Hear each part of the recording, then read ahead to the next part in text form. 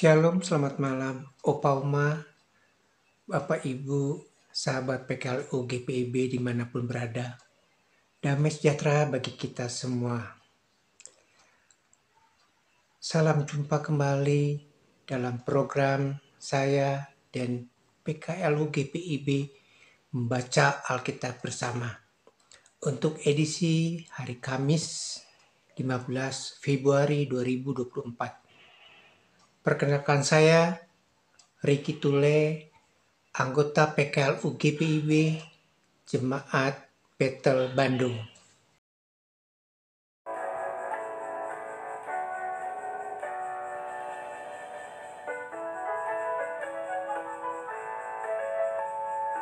Berpeganglah pada janji Tuhanmu, di sepanjang masa tiada serta. Angkatlah pujian-puji namanya, berpeganglah pada janjinya. Jangan rindu, berpeganglah pada janji Juru Selamat.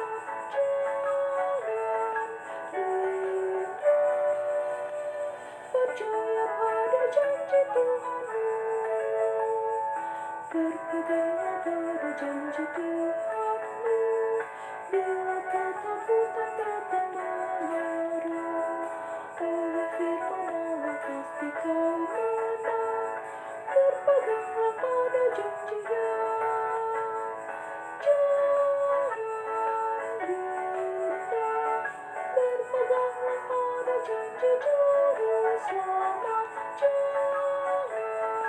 Jangan rindu, percaya pada janji Tuhanmu. Opa Oma, Bapak Ibu yang dikasihi Tuhan kita Yesus Kristus, sebelum kita mendengarkan dan merenungkan firman Tuhan, marilah kita berdoa memohon bimbingan Roh-Nya yang kudus. Kita berdoa. Ya Bapa kami yang bertata dalam kerajaan surga, yang kami kenal melalui anak-Mu yang tunggal dan kudus, Yesus Kristus, Tuhan dan Juru Selamat kami datang untuk mohon bimbingan Roh-Mu yang kudus, untuk membimbing kami saat kami membaca dan merenungkan firman-Mu pada malam ini. Mampukan kami untuk mengerti, memahami, mengingat dan melakukannya dalam kehidupan kami, anak-anak-Mu, dimanapun kami berada. Kiranya firman-Mu ini tinggal di dalam hati kami dan menjadi pelita bagi kaki kami dan terang bagi langkah kami. Dalam nama Tuhan Yesus kami berdoa. Amin. Opa Oma, Bapak Ibu yang Tuhan Yesus kasihi, firman yang akan kita dengar dan renungkan bersama pada malam ini terambil dari Injil Matius 19 ayatnya yang ke-7 sampai dengan ke-12 yang menyatakan, kata mereka kepadanya, jika demikian, apakah sebabnya Musa memerintahkan untuk memberikan surat cerai jika seorang menceraikan istrinya? Kata Yesus kepada mereka, karena ketegaran hatimu, Musa mengizinkan kamu menceraikan istrimu. Tetapi sejak semula tidaklah demikian. Tetapi aku berkata kepadamu, barang siapa menceraikan istrinya, kecuali karena zina, lalu kawin dengan perempuan lain, ia berbuat zina. Murid-murid itu berkata kepadanya, jika demikian halnya, hubungan antara suami dan istri lebih baik jangan kawin.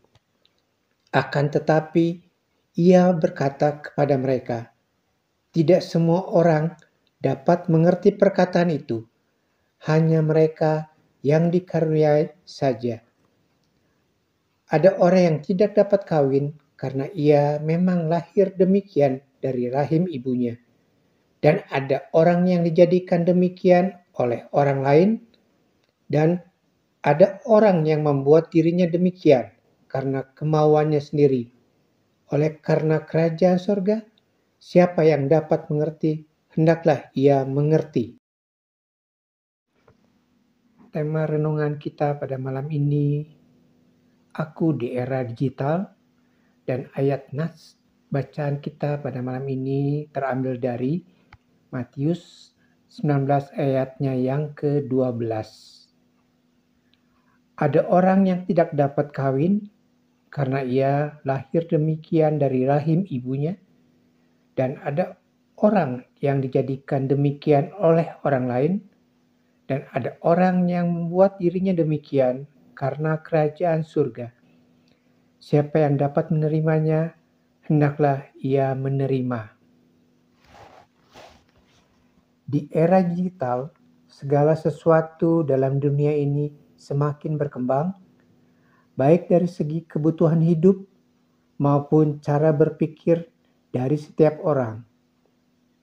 Dahulu, orang tua selalu mengharapkan agar anaknya segera membentuk rumah tangga dengan alasan ingin segera memiliki cucu. Namun, berbeda pola pikir masa kini. Perkawinan dan memiliki anak adalah sebuah pilihan. Sebab tidak semua pribadi ingin kawin dan memiliki anak dalam kehidupannya. Dalam bacaan saat ini, Yesus menanggapi pertanyaan orang Farisi dan juga para murid terkait perkawinan dan isu perceraian. Yesus menegaskan bahwa ada orang yang tidak dapat kawin karena demikian dari rahim ibunya, tetapi ada juga orang yang tidak ingin kawin karena kerajaan surga. Artinya, setiap orang telah ditetapkan jalan hidupnya oleh Tuhan. Lebih lanjut, Yesus menegaskan bahwa hendaknya setiap orang saling menghormati dan menghargai keputusan masing-masing orang. Tugas kita sebagai pribadi adalah melaksanakan dan mewartakan yang disampaikan Kristus terkait perkawinan dan isu perceraian. Sebab itu, di era digital yang semakin canggih, kita dituntut untuk senantiasa mengandalkan Tuhan, berserah kepada Tuhan terhadap apapun yang dihadapi dalam dunia ini. Kita juga belajar bahwa setiap orang memiliki hak untuk memutuskan jalan hidupnya, dan jalan hidup setiap orang yang berkenan di hadapan Tuhan tentu dijaga dan dilindunginya. Warga kerajaan surga adalah mereka yang setia dan mau melakukan yang Tuhan perintahkan tanpa menduakan Tuhan dalam hidupnya. Oleh sebab itu, di era digital, kita tidak hanya meningkatkan pengetahuan semata, tetapi juga meningkatkan kehidupan spiritual agar berjalan sebagaimana Tuhan kehendaki. Karena kepandaian tidak menjamin bahwa seseorang itu hidup dalam keadaan yang baik-baik saja.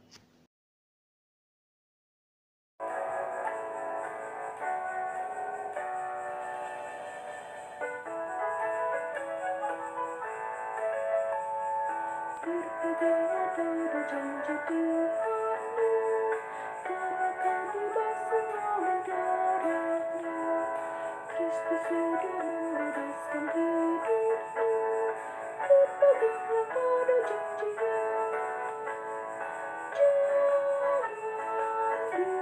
lupa. Berpeganglah pada janji Juru Selamat. Jangan lupa.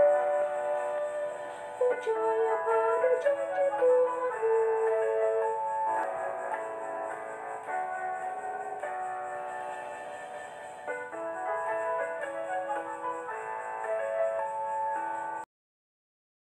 Opa, Oma, Bapak, Ibu yang Tuhan Yesus kasihi, mari kita berdoa. Kami mengucap syukur dan terima kasih ya Bapa untuk waktu yang telah Engkau berikan kepada kami pada malam ini. Kami boleh mendengar dan merenungkan bersama akan firman-Mu, di mana kami diingatkan kembali untuk tidak hanya meningkatkan pengetahuan saja, tetapi juga meningkatkan kehidupan spiritual agar berjalan sebagaimana Tuhan kehendaki, sehingga hidup kami dapat menyenangkan hati-Mu. Biarlah firman-Mu ini tinggal dalam hati kami untuk menuntun langkah kehidupan kami dan menjadikan kami sebagai pelaku firman-Mu, yaitu senantiasa mengandalkan Engkau ya Tuhan, terlebih di era digital yang semakin canggih ini. Terima kasih ya Bapa. Pada kesempatan ini kami berdoa bersama untuk negara kami, Republik Indonesia, yang telah boleh melaksanakan pesta demokrasi melalui pemilihan umum.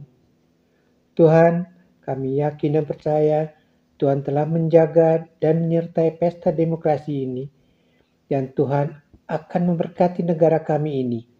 Tuhan akan memberikan pemimpin yang terbaik bagi kami. Terima kasih ya Bapa. Dengarlah doa kami ini. Hanya di dalam nama Tuhan Yesus kami berdoa dan mengucap syukur. Amin.